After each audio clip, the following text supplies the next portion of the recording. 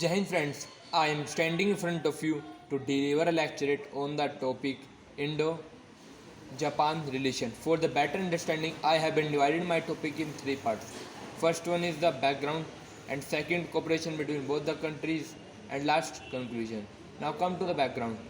India and the Bhutan share very cordial relation from many years because of the strong cultural and civilization ties between both the countries and Buddhism as the main source of closeness to India.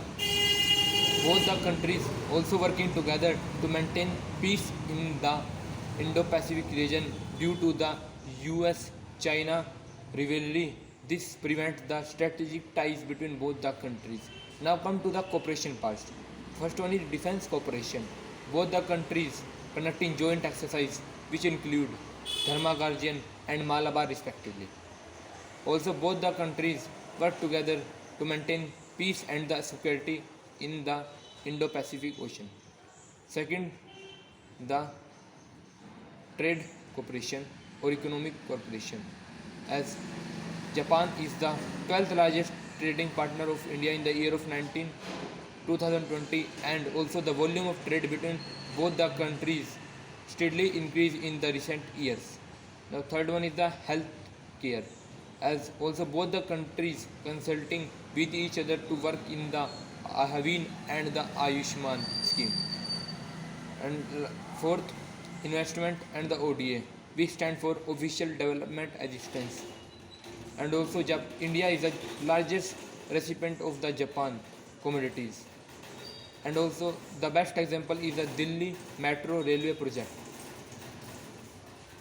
Also both the countries signed the agreement for the high railway project in the India. Both the countries also signed for the setup of nuclear power plant in the India, and this formed the relation between both the countries more better. Now come to the issue between both the countries. First one is China influence, as China's growing military influence pressure on both the countries and also opposing them to get permanent seat in the United Nations and Security Council. Second one is US-China rivalry, as this is a major issue. This deteriorates the internal security of both the countries.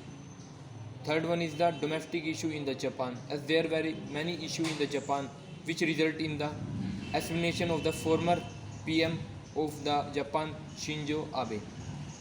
And last conclusion, as US-China rivalry in the Indo-Pacific Ocean is a major issue between both the countries, so both the countries had joined together to counter this for the common interest, and by the military influence on the China, this is achieved.